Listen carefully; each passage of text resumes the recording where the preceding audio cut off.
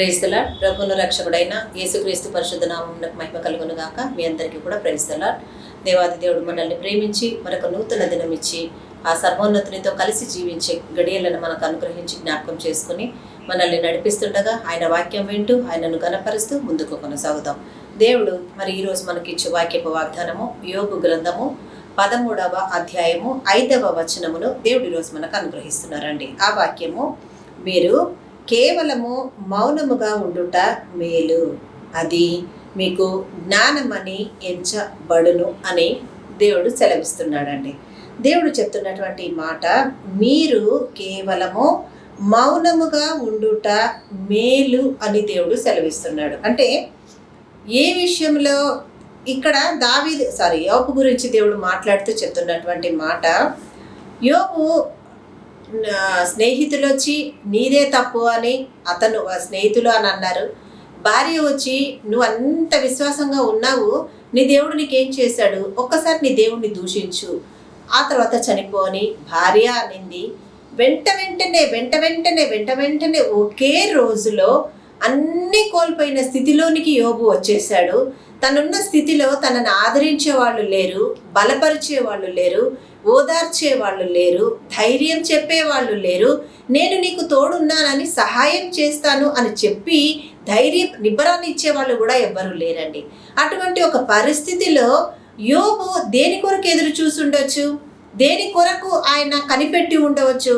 ఆ టైంలో ఏ వైపునకు చూసినా కూడా ఏ మాత్రము అతని జీవితంలో నెమ్మది లేదండి.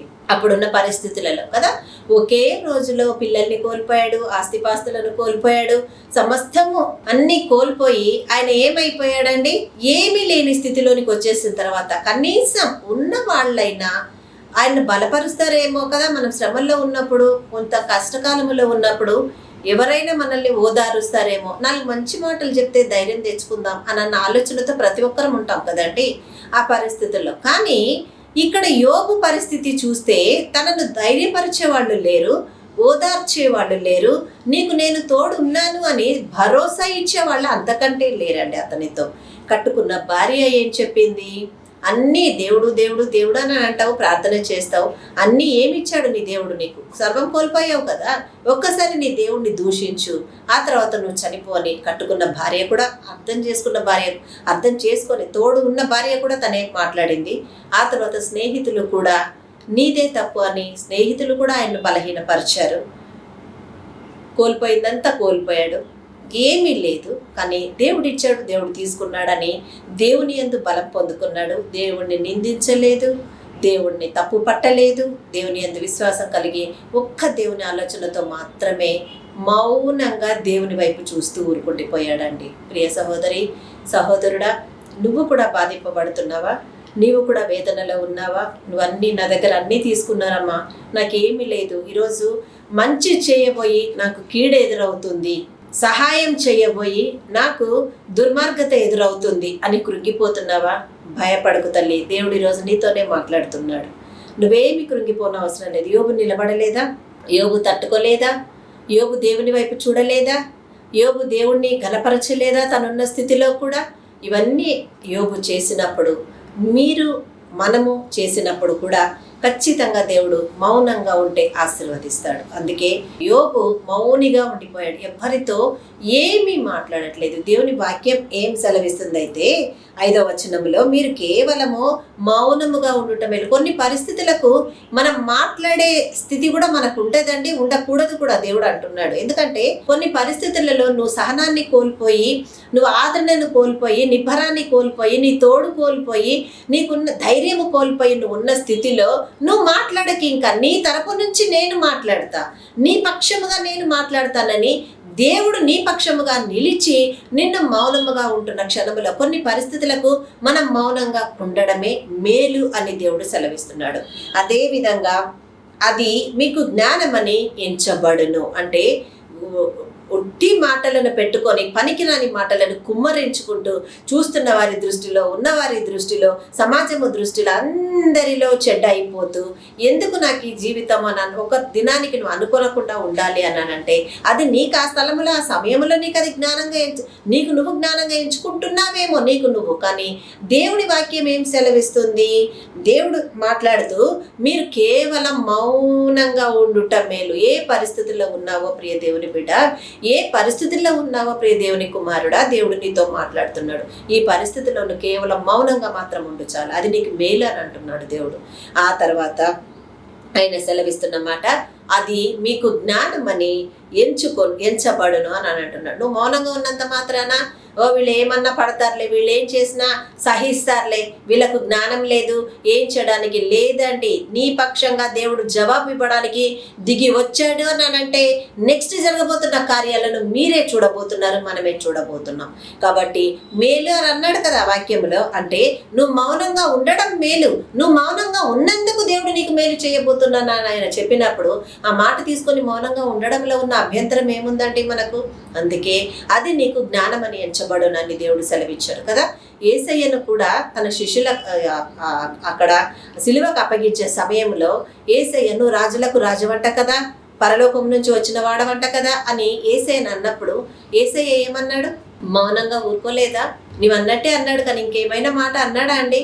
ఈరోజు ఎవరైనా మనల్ని వచ్చి తిట్టినా, దూషించినా, మనల్ని ఏదైనా అవమానపరిచినా ఊరుకుంటే స్వభావమా మన స్వభావం? కానీ దేవాది దేవుడు ఆయన కుమారుని భూమి మీదికి పంపించినప్పుడు ఆయన తండ్రి చిత్తంను నెరవేర్చడానికి వచ్చి ఉన్నాడు కనుక సమస్త మందును సహనాన్ని మాత్రమే కనబరిచాడు. ఆ సహనాన్నే, మౌనాన్నే మనకు మాదిరికరముగా ఉంచి ఉన్నాడు కదా. మరి ఆ సర్వోన్నతుడే మౌనముగా ఉన్నప్పుడు ఈరోజు గొప్ప ఆదరణ, రక్షణ, మారు మనసు, పరలోక రాజ్య పౌరసత్వాన్ని మనకిచ్చే గొప్ప ధన్యతను మనం పొందుకొని ఉన్నాం కదండి. ఈరోజు మనం ఉన్న ఈ స్థితికి కారణం ఆ రోజు ఆ రాజులకు రాజు మౌనంగా ఉండడమేనండి.